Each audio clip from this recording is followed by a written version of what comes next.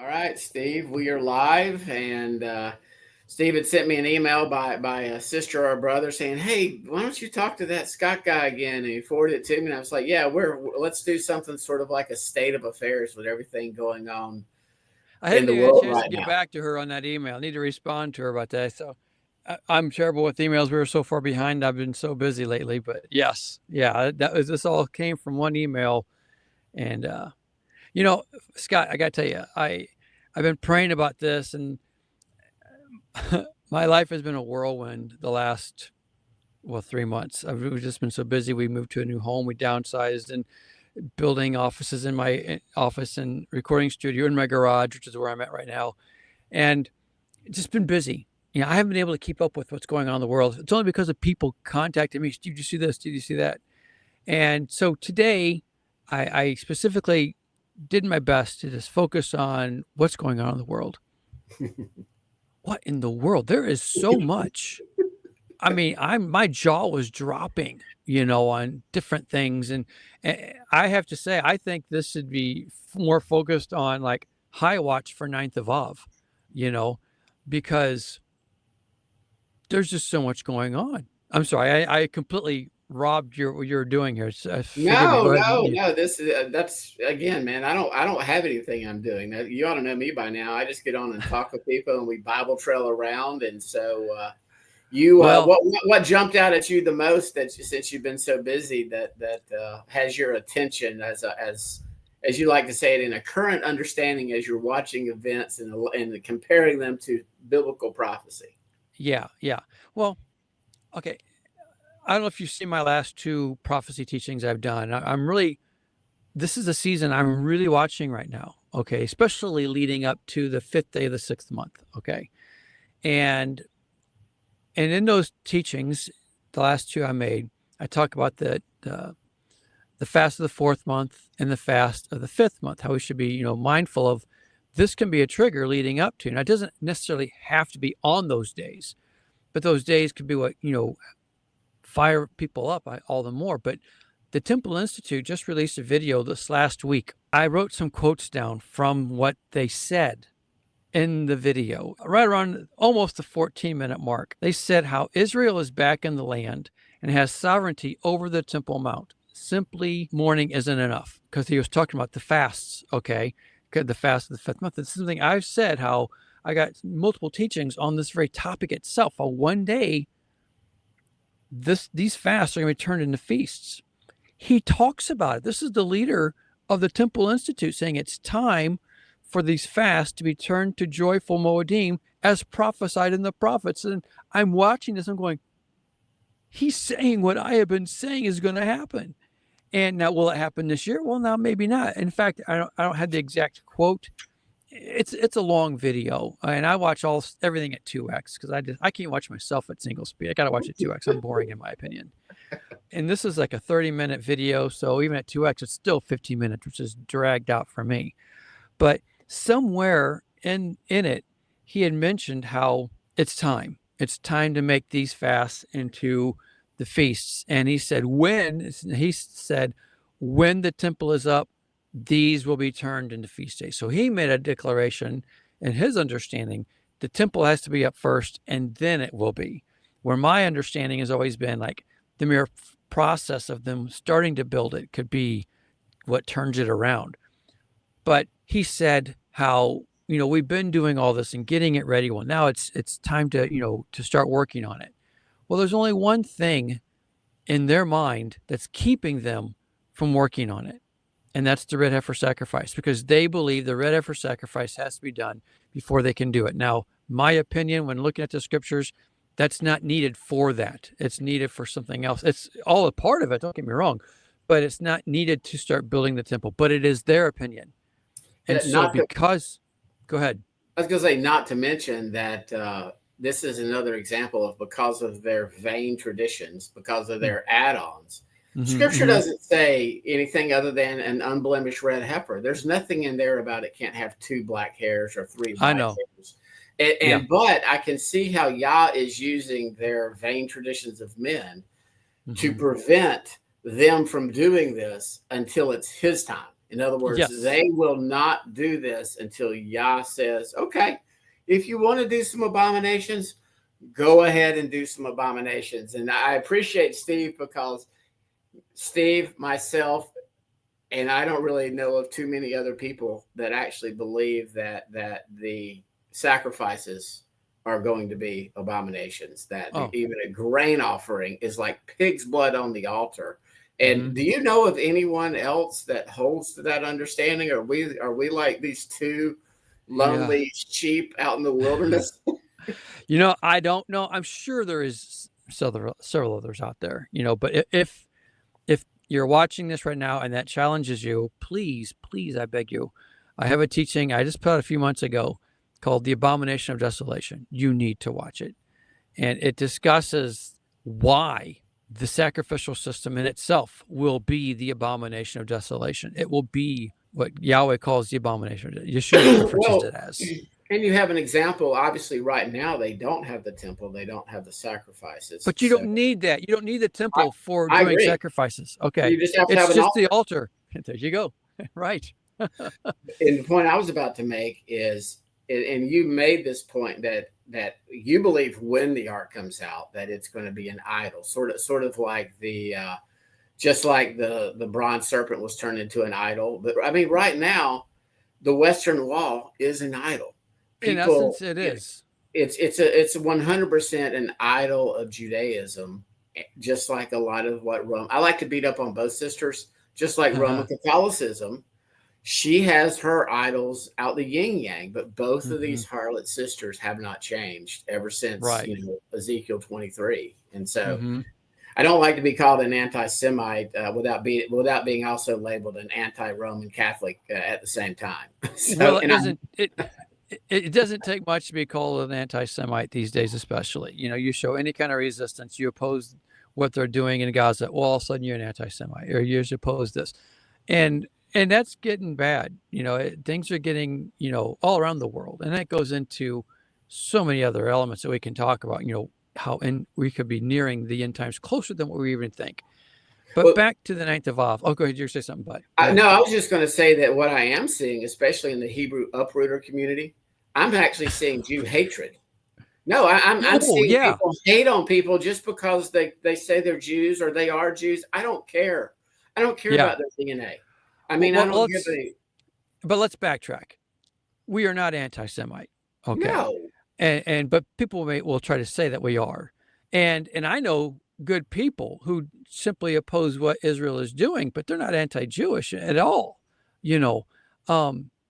And it's sad that it's come to that, that you just show any kind of opposition of any way, that you're the bad guy all of a sudden, and for what it's worth, again, looking today, because forgive me, I guess I've just had my nose in the books and not looking around enough, but there's just the world opinion of Israel right now is tanking.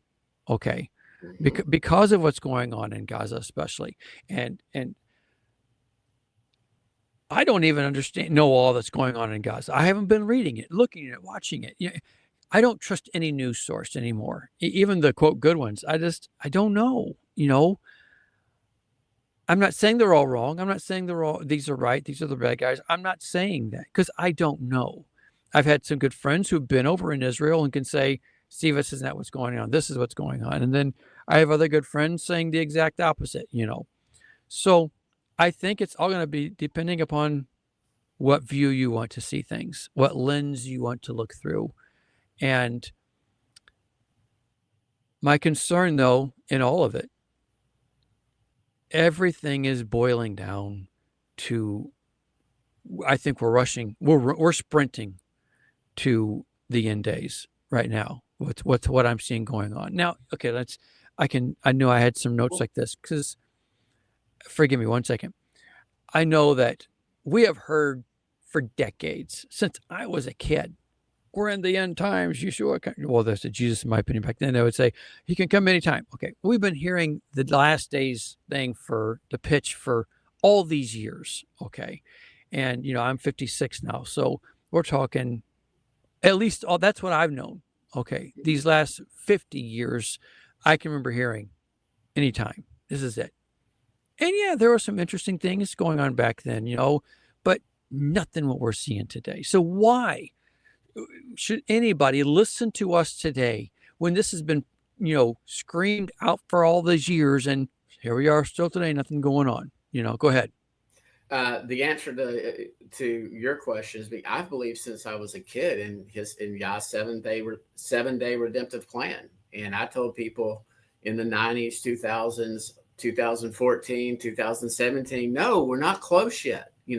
We've still got 30-ish years. We've still got those. So that's been my answer for quite some time. I argued with my dad because, to your point, in the 70s, you had Menachem Begin making peace treaties with Henry Kissinger, a Jew, over in the Middle East, and the first Arab/Egyptian Israeli peace treaty in the 70s. So this got really off the charts in the 70s after the 67 war, the 73 Yom Kippurim war, the peace deal with Israel. But to your point, all the other pieces or the dominoes were not totally stacked up. And now we've got the Genius Act that just was passed into law. I believe that's totally a Trojan horse to come in for cryptocurrency, blockchain. You said Genius Act. What is that? It's called the Genius Act. It's essentially a bill, and I haven't studied a lot on it, but it's going to be regulating cryptocurrency. Trump is now supporting that. He wants America to be the king of cryptocurrency. And so, again, I can just see that. I was just talking to a client of mine. How could John in Revelation look to a point in time in the future in which there would be a system in place, technology in place?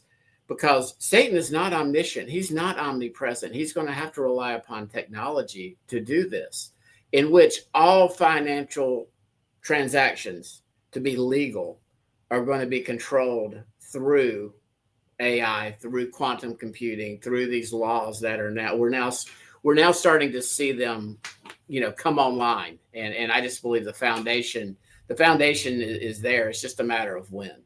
Right. Yeah. No, it's like that. The beast system isn't coming. It's here, before we start fast forwarding into what I would call modern day reasons, if we can go back to biblical day reasons. Okay. And I was watching, I didn't know any, again, I'm just stupid on all this kind of stuff, Did you know that in the West Bank right now, and maybe elsewhere, what I saw was in the West Bank, they're putting Third Temple flags up all over. Did you know about this?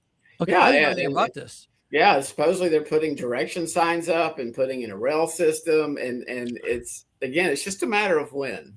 Yeah, well, I'm just going, and I don't know if you heard this just today, Israel voted they're saying they've got the right to the West Bank. Okay, so this is huge. And I don't think people are understanding why this is huge. And I've said this a couple of different times, I'm sure, in our interviews or wherever else. But they've got to take claim to that West Bank. Why? Okay, now I know there's all these opinions of where the ark is. Okay, I get it. For what it's worth, I am a staunch proponent of the Copper Scroll Project, Jim Barfield, all his team, okay, of saying that it is in Qumran. Okay, you can go to copperscrollproject.com. You can see all that they've got there and see it. To my understanding, it's either there still or they've already gotten it out of there already. Okay, I don't know. But Israel has to take claim to that land and say it's theirs. The second they do that, which they've already, I don't know what the process is with their judicial system, but they took the vote, and from what I was looking at, they're saying it's ours. Okay, the whole West Bank. Now, when does it take effect? I don't know. I didn't dig into all the red tape of all that. But the point being is, though, because if that's where the ark is, like I really think Jim's right on, the second they have claim to that area, then whatever comes out of that area is what? It's theirs. Okay? So, but that's huge for them to be saying this. And yeah, I get it. All these things can happen without the ark. Okay, but I do believe the ark will come out, and it will play an absolute major role in ramrodding all of their agenda fast forward, super fast forward to get it going. And yes, I'm watching the 9th of Av coming up. Does something have to happen on the 9th of Av? No. In fact, I really believe with what's given in Ezekiel regarding the 5th day of the 6th month, that is when the invasion takes place. Now, and if you go to Ezekiel 4, it talks about how they're surrounded first. The siege takes place. We aren't told how long that siege takes place. It's an assumption on my part and many others to say it begins on the 9th of Av, and then that siege lasts all the way up to the 5th day of the 6th month. Can it happen that way? Yes. I believe it's very, very, very plausible, but it doesn't have to be. It could I'm sorry? be staged. It could. Let's again. I believe that the sacrifices will start up around Passover, and we have modern military right now. Not saying that missiles can't start flying immediately, but as far as a sure enough invasion, you've got logistics involved. You have to train. You have to get troops from Turkey or from Afghanistan or from Kazakhstan or from these nations in order to stage them for an invasion. In other words, it won't just happen. Now, missiles can happen immediately, but as far as an invasion, literally where the nation state of Israel gets invaded, that would take a preparation time. And again, I never had even thought about that, but you could probably mobilize modern day armies and get them staged within a 5 or 6 month period. You could do faster than that when you consider they're already there. Okay, because you've already got these nations surrounding Israel. They're all on top of them.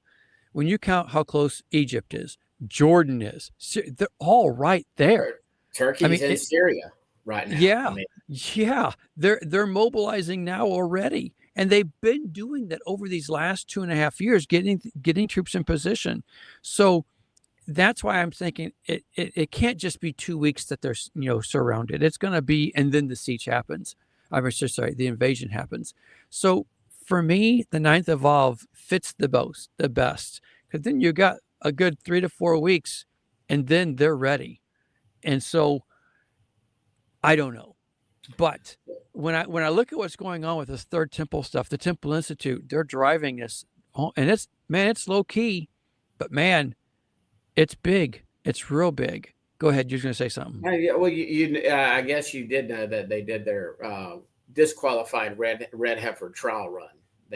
And that was supposedly the research that I did on that is the reason why they did it, supposedly, was to simply find out how long would the process take for it to be from the time they start the fire to the time the ashes are ready at the end of the sacrifice. They say it's not a sacrifice, but the consummation of it all taking place.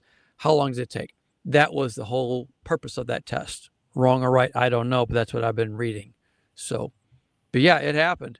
That was just a couple weeks ago. So what else has been intriguing you from a biblical before we can get into? I try to always tie in. I don't like to do newspaper eschatology.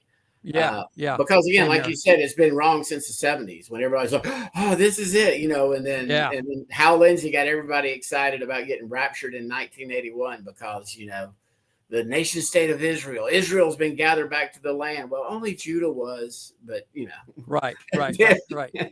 But yeah, well, I think for me, those elements regarding Israel, the modern state of Israel, voting that they have the legal right to the West Bank, which is what Samaria is, Judea and Samaria. That's all the West Bank. And for what it's worth, those who know, it's really the East Bank, not the West Bank. Okay. So, because I find myself saying the politically correct terms, but we all know it's the East Bank. Okay. It's because it's east of Jerusalem. They title it the West Bank because why? It's west of Jordan. Jordan has possession of it. That's why they said that. I'm always amused. Go ahead. I'm always amused, Steve, when everybody, especially our Christian Zionist dispensational friends talk about the division of the land. I'm like, guys, back in 1920, France and Britain took crayons and divided up the land. And oh, by the way, in modern day Jordan, there's this place called Gilead. That's ancient Israel. Right. There was the tribe of Manasseh and Gad and Reuben. The land was already divided over 100 years ago by Britain and France. After that, to the winner go the spoils. They took the Ottoman Empire and they created these modern nation states. And they're like, yeah, we'll do this. And then Jordan, So I do agree with them that there is already a Palestinian/Arab state. It's called the modern nation state of Jordan. But, again, this was, y'all let all this happen. Okay. All this was orchestrated by him. World War I, he let their little kings play their games. And we saw the Ottoman Empire. World War II happened. Judah was gathered back in unbelief. What's your thoughts on some of these, and I'm going to air quote, teachers that are trying to say that Zechariah 12 will be fulfilled after the millennium? Yeah. Oh, that's a new one to me. When it gets into that, they're so anti-Judah that they'll read Zechariah 12. They'll read Zechariah 12 and they'll say that, oh, that's after the millennium. That's the Gog Mag.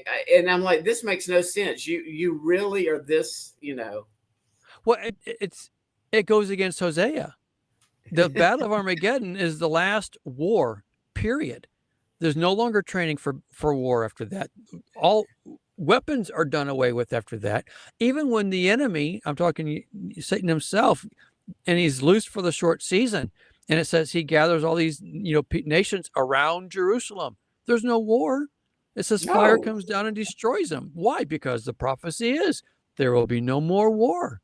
So for them to say that war is after the millennium does not make any sense whatsoever. And this guy's usually pretty solid, but I think it's almost anti-Jew. In other words, everybody over there is a fake Jew, and you don't teach that. I don't teach that. I don't say that.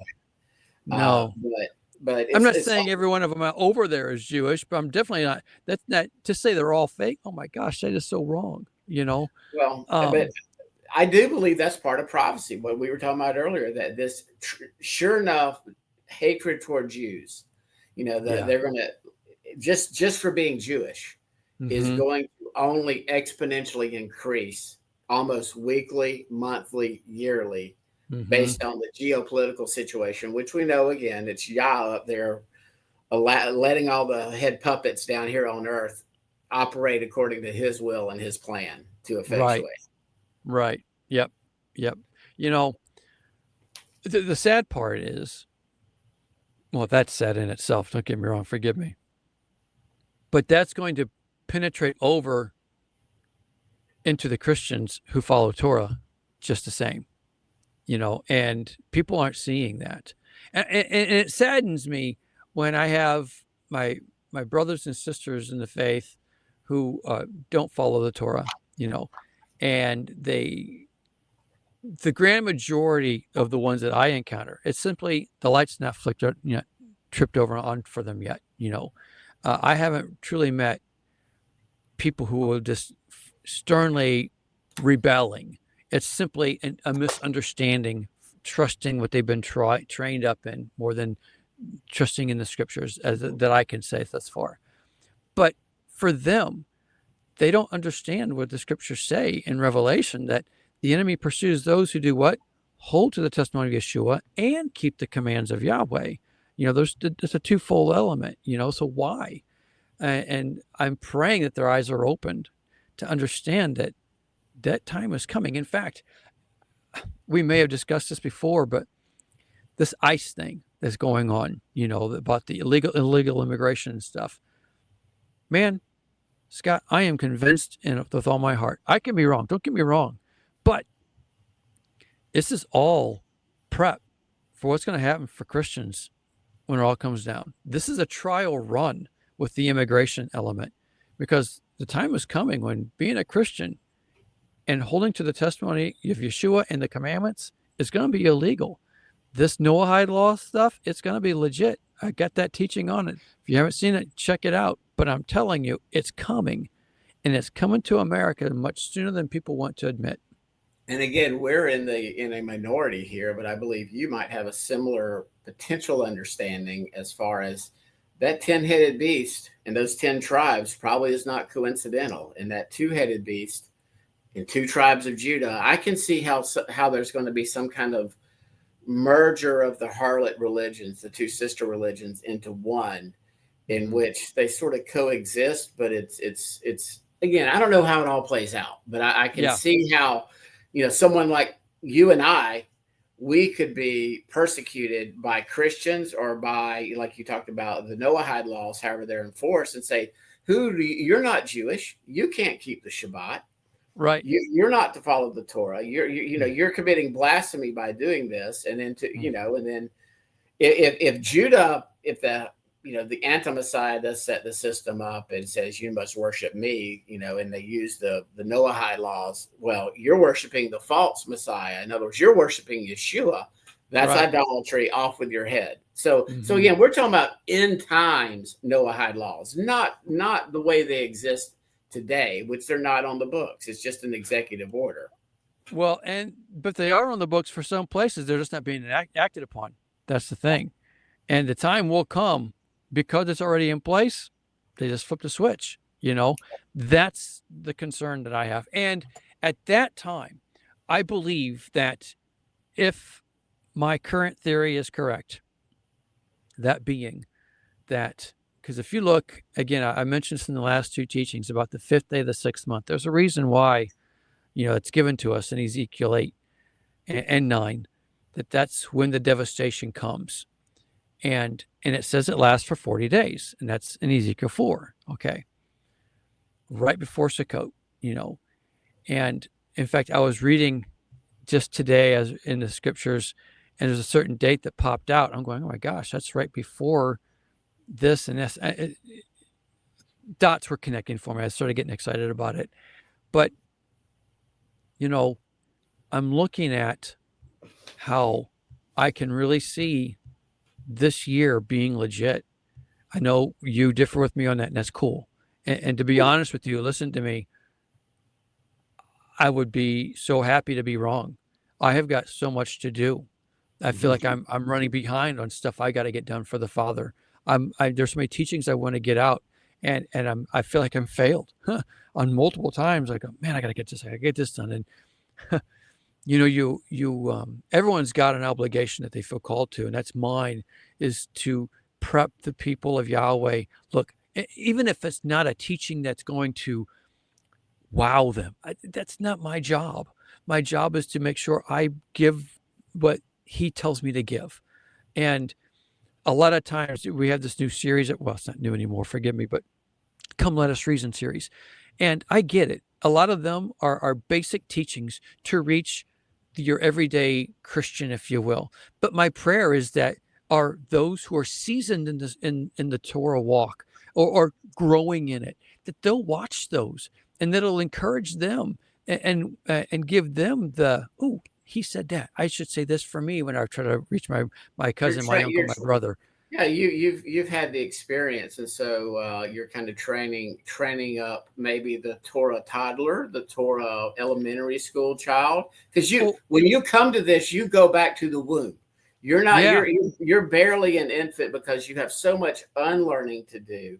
Mm-hmm. And it's weird. It's really about resting on Shabbat, his moedim, and not eating a bunch of abominations. I mean, but it's still a serious, it's a total mind shift away from religion to truth. Yeah. Well, and at the same time, I know how many times I have had to be reminded of it's this simple. We don't have to dig into Galatians and dig onto this. We can simplify things in so many ways and make it easy for all of us. And that's my prayer. But I feel like I've digressed. Forgive me. The point is, times are getting weird, and I feel it's much closer than what we even want to acknowledge. Again, this is what I'm saying. Back to our thing. I will have no problem, Scott, saying, man, I was so wrong. You're right on this, brother. I'm so glad you were right. I'm serious on timing, because I know you feel we have couple years left, possibly. I And think we've got at least 4-ish years, a little bit more, because again, I do believe I take the 1260, the 1290 literally. I could be incorrect in that understanding. So I still look at that 42-month period. And again, I can say, I hope you are correct.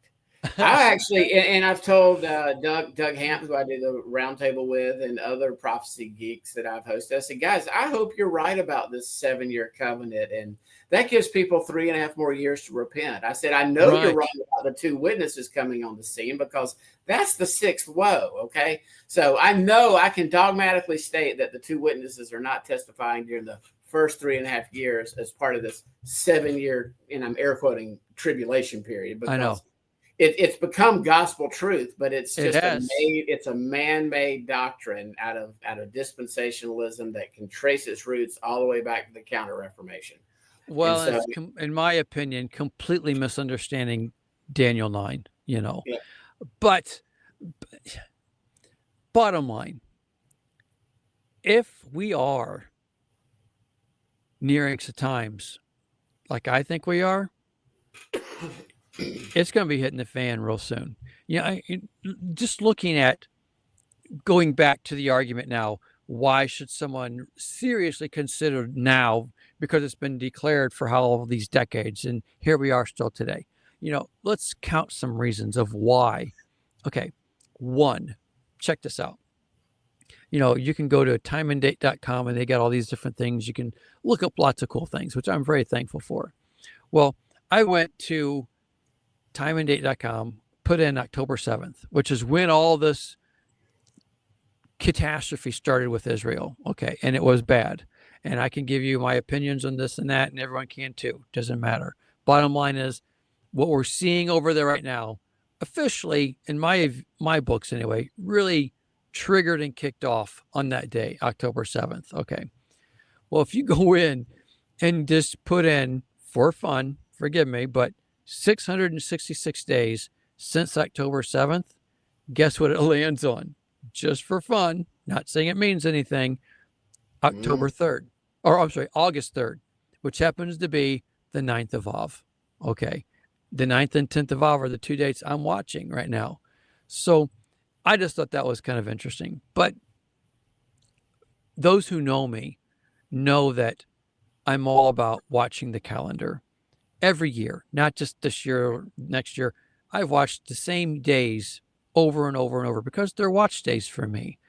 Mm-hmm. But when I look at different things that's been said, what we're watching, let's just hit pause on everything and mention one reason why now is to be watched more than any other decade, year in the last century. Go ahead. I'm going to give the positive one. Oh, okay. Hundreds of thousands of people and millions of people are actually pre-fulfilling Deuteronomy 4 and Deuteronomy 30. In other words, millions of people are casting off the vain man-made traditions. Mm-hmm. A lot of them did the flying fox over in the Messianic Judaism and are now all of a sudden, wait a minute, all I'm doing is rolling around with the other sister. This is no better than the Christian, but it might as well take it off, the Jewish breast now. And so you're seeing this happening majorly even in the past year or two. Yeah, it's still somewhat lonely. Ever since I left my fellowship, it's a little bit lonely when you don't want to practice Christianity and Christmas and Easter, and you don't want to practice Judaism and Hanukkah and Seder plates. Right. You're on a lonely path. The people in your area are blessed in that there's a fellowship, a congregation where they can attend in person, in which you don't have, the blatant idolatry in the worship place. It's so no. I believe that right there, what's happening. And I do believe Yah has used Messianic Judaism for the Jews to have placed their faith in Yeshua. But there are even Jews that are now going, wait a minute, why am I practicing this religion? Right. Why? It's as much of an oxymoron as a Gentile Christian. You know, both Messianic Judaism and Gentile Christianity are both oxymorons. Mm-hmm. Mm-hmm. Yeshua Well, did but to not your point, practice Judaism. well, but to your point, it is a fulfillment of prophecy when you look at what, Moses wrote about, how in the end times you'll return to these, and here we are over and over, more and more people. Matter of fact, there's a brother in Central Arkansas recently been talking to me, and he was saying how he's having people coming out of the woodworks from churches all around coming to him saying, "What are you doing? I want to learn this. I want to grow." He's got literally a fellowship growing from grassroots, people just leaving the church, nothing else, and wanting to study the Bible and do the Bible, and that's it. And it's not like, because you got a lot of areas that are growing and I say this, it's like, Torah peak areas growing. It's people moving to those areas who are already Torah. Well, he's got people simply not moving to the area, but that whole area is growing in the Torah by leaving the church, period. That's it. And how cool is that? So it goes to your point. It's a definitely positive point. Well, and like, for instance, I had a live stream with Mike Edwards. He's a former Ranger Recon Special Ops Elite Unit guy. And he was struggling after he got out of the military with drinking and just everything like that, and just started reading his Bible, why he was drinking, when he says, well, I need to go to church. So he goes to church, and it's like, nothing they're saying in here is lining up with what I'm reading. So then he goes to the Messianic. He goes, oh, this is awesome. But it took him only about 3 or 4 weeks to go, why aren't we practicing Judaism? So he just started out having Shabbat at his home with his family and his daughter. But now there's a fellowship forming. And this is it. This is down in Brantley, Alabama. I mean, that is in Southeast Buda, Alabama. There's nothing near Brantley, Alabama. So I'm looking forward to meeting him personally. We're going to do a speak. Anybody near Auburn, and we're going to do a tailgate Shabbat at Auburn on September 6th. It's a night game. We're not going to go in until 30 minutes after kickoff, so we're not going to be doing anything until post-Shabbat, but we're going to have a gathering at Shabbat in Auburn and just get together and maybe even make up some signs. And I've got my orange and blue zeets and everything. And so use that as like a ministry opportunity, Yeah, that's awesome. Very I see cool. You're supposed to gather on Shabbat, have some food, talk some Bible. Who says you can't do it at Auburn? So. Right. There you go. Well, for me, at the negative side of why right now, and I have a list. There's so many. Now, what's your list? Because I've got a list. Oh my gosh. Just today, okay, enough. AI is to the point, and we talked a little bit this last time. Brother, AI is on an exponential scale beyond reason. What was considered high tech on AI a month ago, that's old school already. I mean, I don't think people understand what exponential means. It's like it's growing up and up and up and up, and then it's just keep going up. It's crazy. We've gotten past what it's called basic AI. Basically, it's basically where it's task specific, task oriented. That's it. AI is now already at they call it general AI. General AI over the last weeks has been growing beyond understanding. And they're scared that it's now becoming what they call super AI. It's like where it's beyond human intelligence.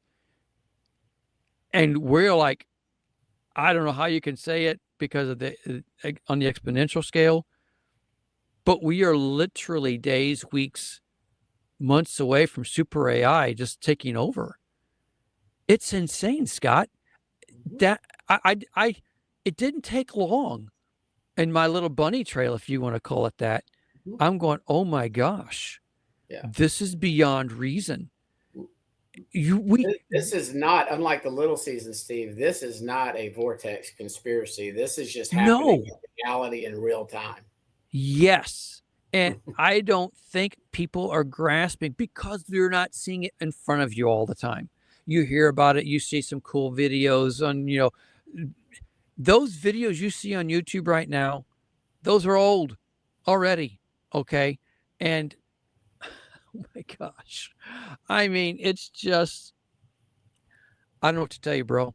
But Well, I can tell you, it certainly writes some good things. I've noticed people putting some very cogent thoughts together on social media posts and things like that. They're well laid out and they're scripturally sound. mm-hmm. But I've had a few people reply back to me, like regurgitate the same things about the house of Israel and Judah and everything, and then I see their, sort of a little more polished, but all they did is plugged it into AI and spit me back an answer. They're using AI even about the Bible. Oh, They're yeah. using AI to formulate their answers, and I think that's very, very dangerous. Yeah, it's funny you say that because I have two good friends on the exact opposite of the spectrum of this AI element and what you just presented. One of them has been making Bible teachings through AI, and another one told me, he goes, "I won't touch it with a 10-foot pole." He goes, "That's like you're messing with the tree of knowledge of good and evil. Why are we going to that and not trusting the Spirit to give us the teachings?" And I go, "Ooh, that's pretty good," And you know so, what I've used it for? I've used it for things like that I really didn't want to research, but I asked it, are the Sabbath prayers commanded in Rabbinic Judaism? Answer, yes. Is Hanukkah commanded in Orthodox Judaism? Yes. Is the Hanukkah prayer, And so that's what I was using it for, not to actually learn anything from Scripture, but to learn about a tradition. religion. And I now just call them Jewish commandments. The tradition just sounds like it's too fuzzy feely. We just do some tradition.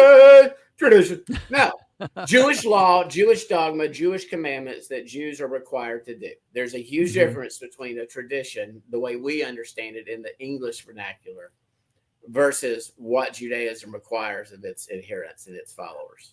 But don't forget the same element, as you mentioned earlier, the Christian church has the exact same thing on the other side. I need to get my Christian harlot beating stick out too, because I like to be fair. I like to be fair to both sisters. Well, and the focus is to stay on the center road, and I think the more we do that, the persecution is going to be coming, and there are so many things happening in the world. And yeah, I've heard about these Epstein files, whatever. Epstein files and Epstein's. I'm just, how you say it is my question there. Epstein. Yeah. Okay. So, I've heard it, seen different things about it. I don't pay attention to it, but it has been so engrossed in the news. And with what I was watching today and looking at things, I'm going, this is not right. What else is going on? Because I'm a firm believer, wrong or right, okay, that whenever the mainstream media is just taking a topic and ramming it to the ground, something else is happening, and they're using this as a distraction to keep you away from it. I'm telling you, the laws that were just passed in America related to cryptocurrency and blockchain and stablecoin, and that's what was happening while the Epstein thing. And again, Whitney Webb is a true investigative reporter. Who knows? I mean, you don't know what's information, disinformation. You don't know if she's a reverse psyop or not. But essentially, the conclusion I've come to, not knowing, is that Epstein was no doubt a controlled agent, probably by a 3-letter agency and maybe by a little nation state across the pond that starts with an M. And it's one nation under blackmail. And it's sort of like mutually assured destruction. And that's probably why this information may never see the light of day, because then they lose their blackmail. Then they lose the control. So you can't release it, and maybe Abaddon or DJT, maybe he's in those files. I mean, I don't care, to be honest with you. I'm just watching the Trojan horse that slipped in fool my conservative friends who still think this is just all wonderful what's happening with ICE and to your point earlier, the ground being set with things for these camps and these concentration centers and what FEMA had already what Obama had already put back in place, in 2014. And so I'm just saying everything mushrooming. And to your point, my number one biblical reason why I think we're in near time is it's almost been 2 days.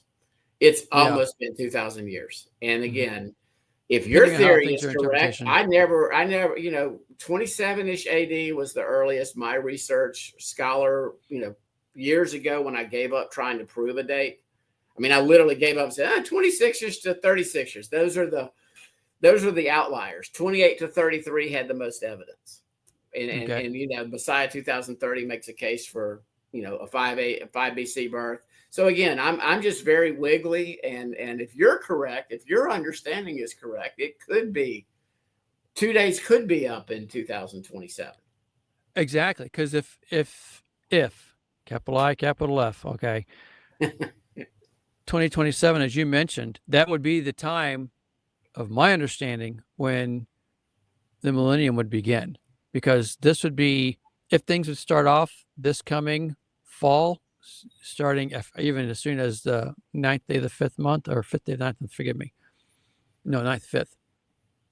Then things would continue through 2026 and wrap up with the end of the second Exodus in 2027.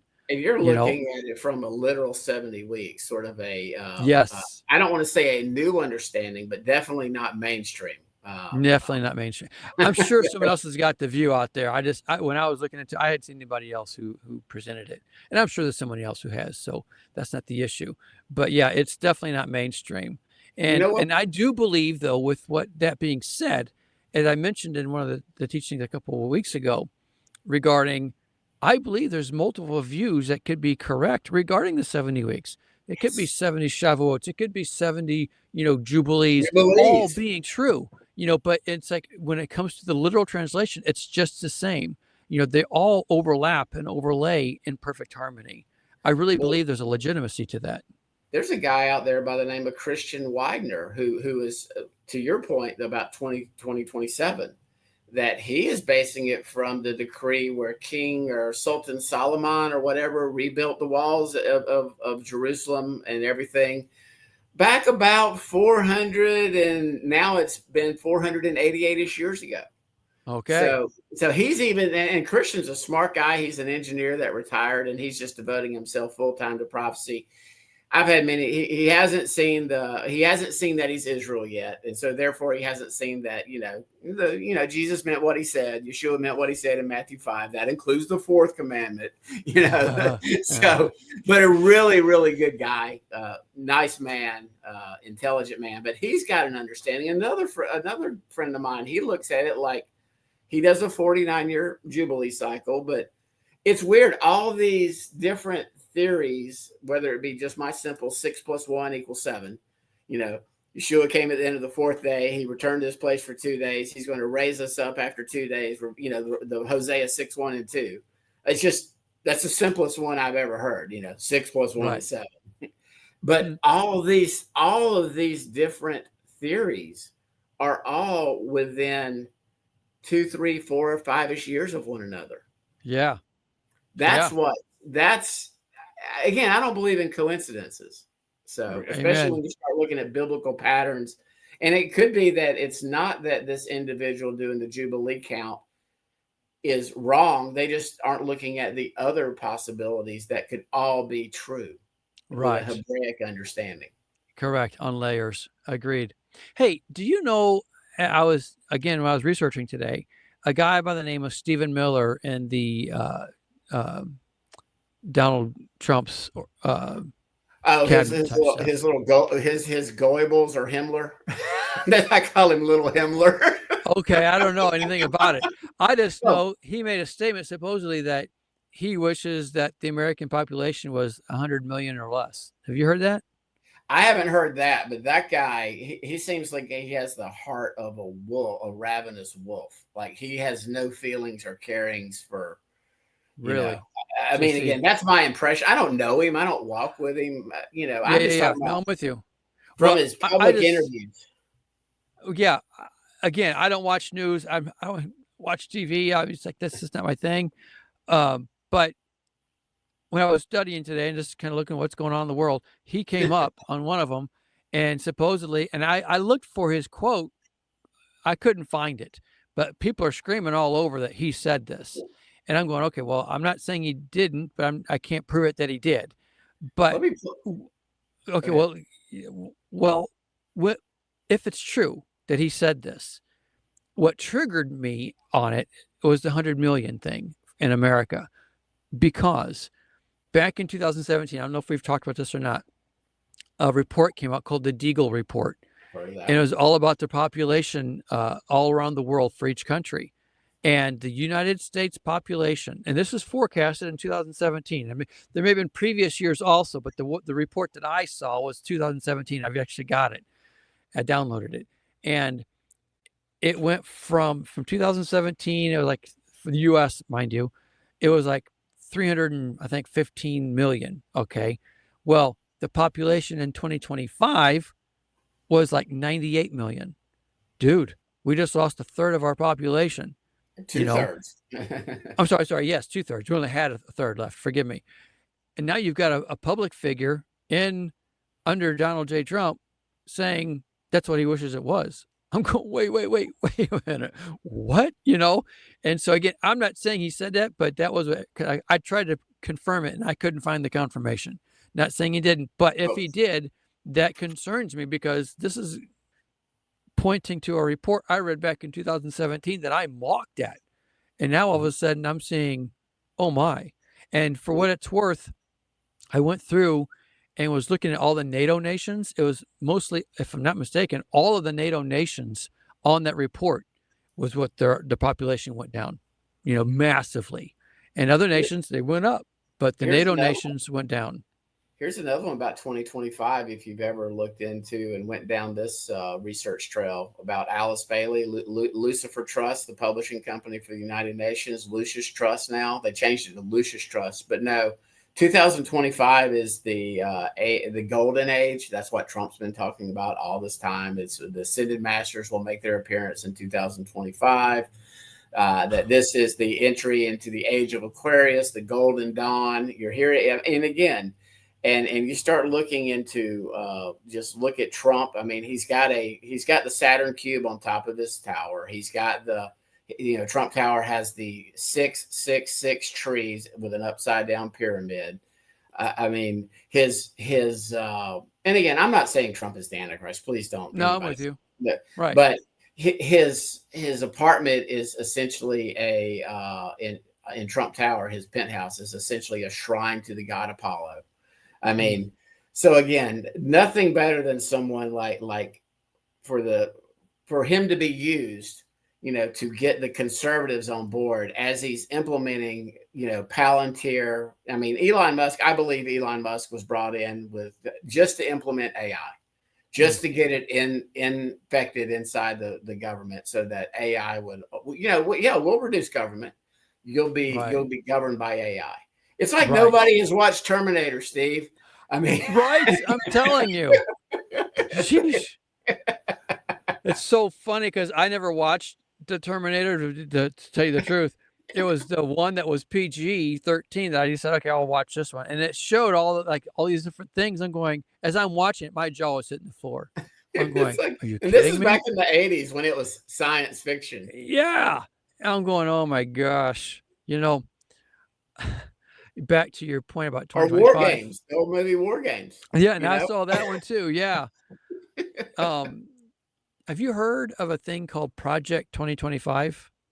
Oh yeah. That's that was the platform for the Heritage Foundation, essentially to make us into a theocracy. And I don't think the SDAs are all cray-cray, by the way. They believe. Well, it's so funny. Forgive me, it's not funny. Okay. Sad but funny.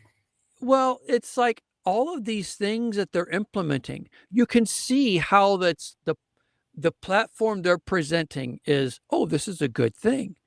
but they aren't looking at the alternative of what it can turn into once you take these, safeguards away. Just like we've discussed the last time, the habeas corpus, they're trying to do away with it. OM goodness. If they do that and then they make being a Christian against the law, guess what? You have no rights. You can say all you want. They'll take you, put you in prison, and you have no rights, period. And So it's like, go ahead. The way this plays out, I'm wondering how much they would actually make Christianity illegal though, versus the true faith walked out by Yeshua, right? Walked out by the disciples. Well, that's the faith. Those who have the testimony and keep the commandments. In other words, you're not allowed to criticize Romanized Christianity, and you're not allowed to necessarily criticize. You're allowed to be one end or again. I'm just spitballing right now. No. Well, and it needs to be understood. This is not about fear mongering. This is not about anything of that. This is about waking up and smelling the coffee. And because, like I said, I knew some of this stuff was going on, but it wasn't until today I'm looking at stuff. I'm going, oh, gracious me. It's all happening so fast. And let me plug something for you and for if you want to leave this in. My friend who used to be on the Prophecy Roundtable, he's a retired lawyer now, so he's got all this time on his hands. He puts together a great prophecy update every Sunday where he goes over a lot of these things about technocracy and AI and what's going on in Syria and what's going on in Iran. He's got many, many connections, and they're usually an hour and a half long, but that's where I get a lot of my information because John will pour over the Wall Street Journal or the New York Times or the Washington Post. He'll read articles in the Jerusalem Post or he'll read the Tehran Times, and he'll Google translate it. And then he'll condense, and I talked to him, he said, Scott, I could have literally talked for 24 hours about what happened just this past week. Okay, what is this? Because you his name is John Haller, Haller. It's Fellowship Bible Channel. Now, John and I would theologically not see eye to eye. He doesn't understand yet that he's Israel. Well, I disagree with a ton of people and stuff. It doesn't mean that they're not, looking at things. But he's a solid brother. He's no doubt, covered by the blood of Yeshua. And he was on the show with Doug and I for like 2 or 3 years, and he would just stay quiet when we would start talking about the house of Israel, and that's representative of Christianity, So he's heard it all. He, you can see him processing because he's an extremely intelligent man, and I love him to death. But it's a good source for your biblical kind of news through a biblical lens. There you go. That sounds good. Well, brother, we've been talking for a solid hour here. I don't know how much we want to go, but that's up to you. Well, here's the thing to start wrapping it up. I'm very concerned. Back to the Temple Institute. I know their intentions are nothing but good on their end. There's nothing evil as far as, mischievously evil, wanting to do wrong. As far as they're concerned, they're doing the will of Yahweh. They're doing what needs to happen. They would say Hashem, of course. But it's all positive moving forward in their eyes. So it's when I talk about this is not like discriminating or incriminating, forgive me. It's simply my concerns of them not seeing what's happening, it's all falling into place with biblical prophecy by way of Isaiah 66, so many more. But if this time that we're seeing leads up to the third temple, Ark of the Covenant coming out, sacrifices getting started, I can tell you now, brother, and I think you would agree with me then, we don't got that 3.5 years, 4 years. I think things are going to be kicking in high gear unless you believe it's going to be throughout it all for the whole 3.5 years. Then yes. I hope you're right, but I literally think, I used to be so anti-Zapture, but now I do see a man-child who is the rod of iron that's going to get harpazoed up to the throne. But I think that, and I really am a firm believer that that's going to be not Yom Kippur, but Shavuot. I really do. That, and my friend Curtis Reed, he believes that the sealing, and we could be talking about the same thing, the sealing of the 144,000, the harpazo of the man-child before the woman flees to the wilderness and is protected, that Shavuot makes the most sense to me for that event to happen. So, and we'll find out, and I believe in the second Exodus, but these are separate elements. It's because when I talk to people about the second Exodus, it seems to me those who are, how do I say it, like this massive proponents of it, it seems they completely leave out the element of the resurrection. Well, Yeshua talks about the resurrection. The prophets talk about the resurrection over and over again. The last day. Yeah. Yeshua, So John 6, we can't, the last day. We can't, which could also be the last day of the counting to Shavuot, i.e. 1,000 years. Well, there's so many things that can go into it. I guess to wrap it up is like, let's just keep our hearts and eyes open. Don't be, thinking it's got to be this, and this, because if we put ourselves into a position, well, it's got to be this and everyone else is wrong. Watch yourself. You could be walking into a self-deception. When things happen, then you're so ingrained like that can't be it because I'm right. Then you might miss what is really right because you were wrong. I believe we've all got to be so limber in what's coming and what's watching, and be willing to say, hey, maybe this guy is right over here and this guy's right on that. We've got to have that attitude. Go ahead. You're just going to say something. No, I was going to piggyback on that, as far as you have actually a teaching on this, and the religious scholars of the day missed Yeshua's first coming. Wouldn't it be like the enemy and the adversary and just the way our minds work to be locked in on a certain way? And right now, the majority of people that pay attention to prophecy, preterism is making a huge push right now, which the next hero to show up, they might fall and think that is the Messiah. If you're a preterist, the next person to show up is the Messiah, and it's not going to be Yeshua. And so it depends on what flavor of preterism, because I've talked to some preterism people, and they don't hold exactly what you're saying. But I'm with you. Nonsense. This little season nonsense. Yeah, I have that teaching out there on that already too. But back to your point though, I want to jump in with you. If you look at the whole deception thing with the snake, as you brought out, what is this year? This is the year of the snake. Did you know that? 2025. It's also the dawning of the age of Aquarius, the golden age. It's so funny because when in prepping for today, this right here, I go, well, what year is this? Is 2025. So I just started, what is 2025? Oh, it's the year of the snake. I'm going, wait a minute, what? That's so if you go the year of the snake, that means what? The year of deception. Yeah, because that's what the snake did. And what did the snake do? Everyone says the snake lied to Eve. No, he didn't. He said the truth. You know why? Check this out. I brought this out in a teaching not too long ago at a youth camp. Eve said to the serpent, we can't eat of the tree. We can't even touch of it, or we'll surely die. So now here's she added, exactly. And he said, you won't die. Okay, he was right. If you touch the tree, you won't die. Okay, now if you eat from it, yes. But what he said was not fully wrong, because if she touches it, she wouldn't die. So now all of a sudden, he planted the seed of doubting the Father's word. The second she touched it, did she die? No. Why? Because the Father didn't say she would die that way. So therefore, now she has reason to question. So now what's going on in the world? Everyone's believing these things that man has said, not what Yahweh has said. And so now when things don't go the way they think, now they're opening themselves up for deception. Man, I'm telling you. The next point about those that are diehard in dispensationalism, Christian Zionists, that they're all happy about the temple, but they're going to start freaking out if and when these sacrifices actually start, and there starts to be some tribulation. They're ripe for deception, Steve, because it's not going per script. I mean, I could even see some taking the mark, going, "This can't be the mark. I'm still here."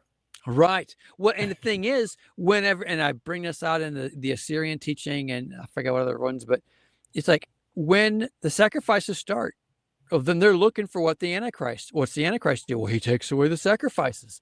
here comes Islam coming in during that 40-day invasion. They stop it all, and they're going to think that's the one. That's the Antichrist, and it's not. And then all of a sudden, here comes the true Antichrist to save the day, and they're going to follow him. Man, it's deception. And when I saw how 2025 is the year of the snake, I'm going, oh my gosh, it's the year of deception. I could see it all beginning. Not all things getting biblical yet. Okay. Right, right. Now, again, and I'm not saying it's going to. Please don't take it. But I'm watching, brother, and I watch that every year. So those my friends who know me laugh at me with that. So that's just the way it is. Well, and again, maybe some of this. I've got a friend who it aligns perfectly between this year Yom Teruah and in 2025. And the last great day, or Sukkot, in 2032. It's exactly 2,520 days. Okay. So, yeah, and it might work out the same way on your on the conjunction. I'd have to look at it. Yeah, I don't know. Yeah. So, but he's not. Go ahead. He's not basic. He's not basing it off Hillel. He's basing it off the moon cycles. In other words, what we know currently is the moon cycles. Then mine might do the same thing that I have to look into. I'll check it out. But I just found it interesting that, I don't know what happened to make me go this direction, but there's something I read in all the articles I was looking at today regarding this all. But with Yom Teruah, Day of Trumpets, okay, and how there was something that triggered me thinking, oh my gosh, this could be the turnaround in the invasion that leads them to win the battle right before Sukkot, the last 2 weeks of it. Because from the 5th day of the 6th month to the day before Sukkot is exactly 40 days, okay? And so with that in mind, that lines up as far as being the 40 days that Ezekiel talks about in chapter 4. And so, and in chapter 8 also. And so, in your theory, you have maybe the West, the king of the North, potentially coming against Islam or the eastern leg of the Roman Empire to save the day. I'd have to look into. There's lots of speculation when it gets to that, and I'm very open to different opinions on how that's all going to play out. Seriously, because I've seen so many different views on a lot of those things. I'll read one or watch one. I go, oh, I like that one. And then I'll look at the other and the opposes. I go, oh, I like that too. So there's some things I try to be fluid as possible because, in fact, I won't make a teaching on something unless I feel I can defend it.